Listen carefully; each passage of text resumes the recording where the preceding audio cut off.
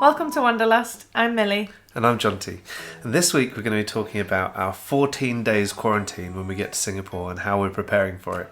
So we found out that we're going to be having to go into quarantine straight from the airport into a hotel or some sort of facility that we're not allowed to leave the room for 14 days, and we've got 2 kids. So we're a little bit nervous about how it's all going to work out, but we've started to plan how we can survive those 14 days with our sanity. Milo and Aspen are both really active children. Aspen's 5, Milo will be 7 when we're in there as well. So they're both really active. They love running around. So I think being in a hotel room for 14 days has the potential to drive them and then us a little bit insane. So we're trying to think of ways that we can keep them creative, keep their minds busy so that they're not just watching TV all day, because that'd be quite an easy option to do, but I don't think that will be sort of healthy for us. And for them. So we've started buying a few things, some things that we're going to surprise them with in the hotel. We've found some little games like this. This was a gift for Aspen actually. They're really small, so it's going to fit in the suitcase because we're limited to how much stuff we can actually take. So we're going to be packing the suitcase with small games like this. I found these that I've not seen before. Bunchums. They're kind of cool. They're like Velcro balls. And you can make animals with them and dogs and things like that. They're both really creative. So having something like this will just give an endless possibility. It's not something they can make once and then it's done. They can make things over and over with again. They both really enjoy drawing. So I've got a colouring book for Aspen. So we're going to take some felt pens with us and some crayons and then a rather large learn to draw. So something that we can all do together as a family. Actually, it's quite nice to sit and colour and draw with them. So this will kind of keep all of us occupied as well, which I think will be really nice. And then I found this on eBay, my favourite place to shop. It's magnetic, so again it's great for travel, and they've got to make little shapes, and it folds up really small and all the pieces will stay together as well, because we're going to have quite a limited space and we don't want the hotel room to just turn into what our lounge usually looks like. We've got a magnetic chess set, which Milo loves playing. It's over there somewhere. He's learnt all the moves, and I think what I like about chess is that it's not just a game he's sort of having to think ahead and plan ahead, but also it's a game that takes quite a while to play, so it kills a lot of time as well, which is going to be super helpful. Our kids are quite bright and they really need something like that will actively stimulate their brains, and so we're trying to think of games that are going to work well for them, or activities that are going to work well for them, because otherwise in that whole long day of not doing very much and not using a lot of energy, they won't sleep very well. We want it to be an enjoyable start to our time in Singapore as well. We think it's important to set a routine for each day so that it doesn't just become one perpetual, horrible, boring 2 weeks. Yeah. So we've decided that we're going to put things in place. So like every morning we might do some exercise. We might then go on to doing a bit of craft work. Our kids love reading, so we're going to bring some books and make sure they have that opportunity. We're going to have screen time at a particular point. We've actually recently, just in the last couple of weeks, bought them a Nintendo Switch. I say we've bought it for them, actually they've been saving up their money for over a year, and we've just added to the last bit for them, which for those of you who don't know is a games console. Here it is, that you can link up to your TV as a normal console, but also it's portable like this, and so we can take it on the plane, which will be helpful if the kids aren't engaging particularly well with the in-flight movies or whatever is going on there. But also we can plan what games we're going to put on the Switch that are going to be helpful for the children during that time. So we've got a couple of games that we're going to buy but not tell the children that we've got until we get into the hotel. And having moments like screen time like this is going to be really, really helpful for them to be able to know that maybe after lunch they've got a bit of screen time there.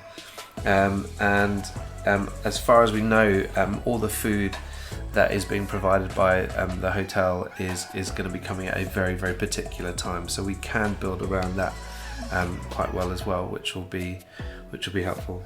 Yeah, our children, they seem to eat absolutely anything and everything. So all day long. All day long. So I think the thing Aspen just constantly asks for snacks from the minute she finishes breakfast until the minute she eats her lunch. I don't quite know how she manages to eat quite so much. So I think it's good that they just eat anything, so we haven't got to worry about what food will be provided, because there's going to be something that they can eat. So hopefully we'll be able to have snacks and things like that. We've had some family and friends offered to be able to bring stuff to the hotel. I think they're allowed to do that in a sort of knock and run away kind of scenario, which we've kind of all got used to a bit in lockdown. So I think that will also help kind of break up the day, because I think it's a lot of boredom eating sometimes too. Yeah, I think to have new maybe new toys from friends that are lending them to us, or family, it's also really, really nice to be able to, I guess, build that excitement and to start that relationship. Oh, this toy belongs to so-and-so and they've let you borrow it for this time. And I think that'll be a really good way of preparing the children for the new friends and the new family that they're going to be meeting over in Singapore. Yeah, and I was talking to my mum earlier and she said it would be really nice to like schedule in FaceTimes, because there will be a time difference.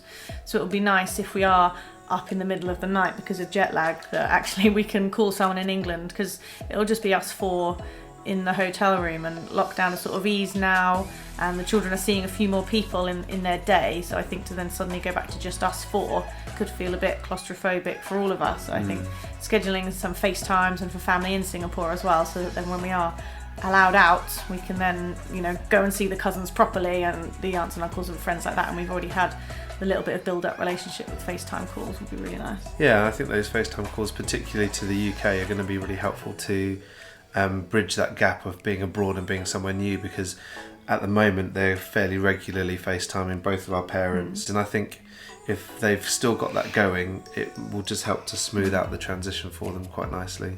Our kids love watching movies, they're big Disney fans, and we don't think Disney Plus is yet available in Singapore, but we've got Disney Plus on our devices from the UK. So I think what we're going to try and do is download, say like 14 movies, and so we've got a movie every day that we'll be on lockdown and quarantine, and better watch something different.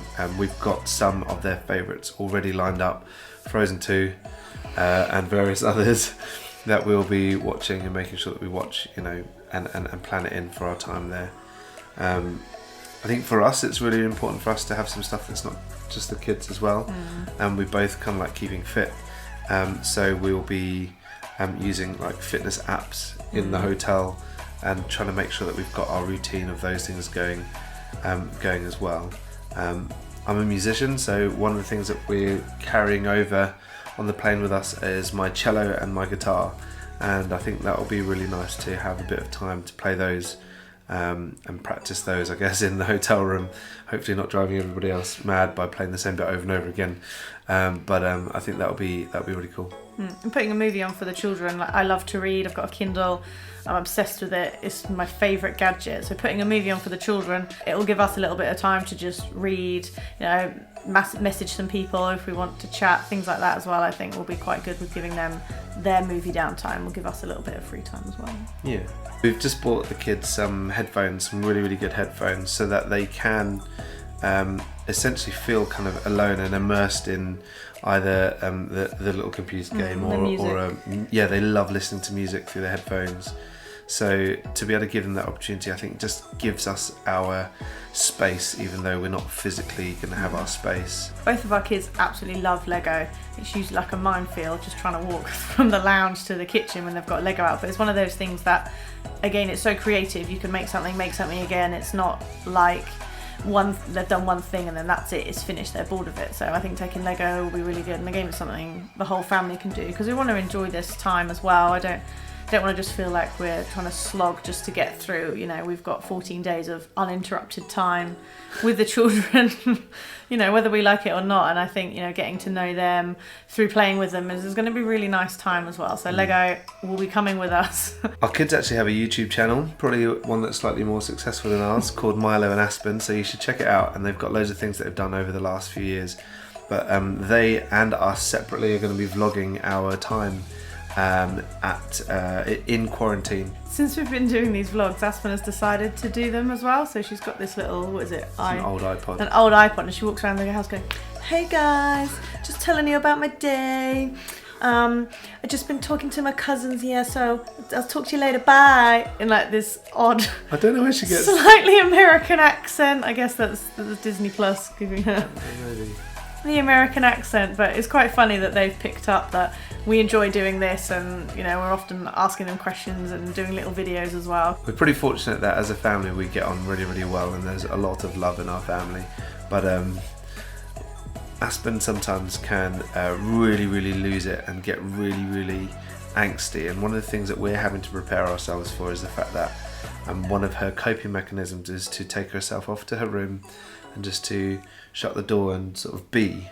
She'll want to kind of sob into her pillow, and she won't want to hear anything from us for a little bit, and then she'll sort of settle herself down. And if we don't have that space, one of the things we've got to do is be ready to, one, cope with that really well, but actually two, is adapt to our surroundings and what we've got, and hopefully, you know, remain calm. And because it could be a really tricky time, especially if it's unsettling for the kids and moving to a new country, and probably feel like we're stuck in a room. It might feel like forever for the children. 2 weeks will feel like a really long time, and so we've just got to be ready on that side of things. And I think it's important for us to just to have that awareness. I think the kids like to have sleeps countdown, so we tell them, oh, it's 3 sleeps till so and so is happening. So I think it would be quite helpful to maybe put like a visual chart or something so they can cross off the sleep so that they know how many sleeps, and then to maybe plan some things that we're going to do when we can go out, so that they've got those things to look forward to. If you've got any recommendations of anything, if you've been travelling with your children, even if it's just like a car game, or an aeroplane game, like, do feel free to send us some links of toys and games that you found really helpful. Like I said, Aspen's 5, Milo is 7, so that'd be really good to just check out some new items. Yeah, thanks so much for watching. Please like, subscribe, put, like Millie said, all those comments down below, and stay up to date with what we are doing, and hopefully in a few weeks' time you will see us on quarantine. Take care, we'll see you soon. Bye.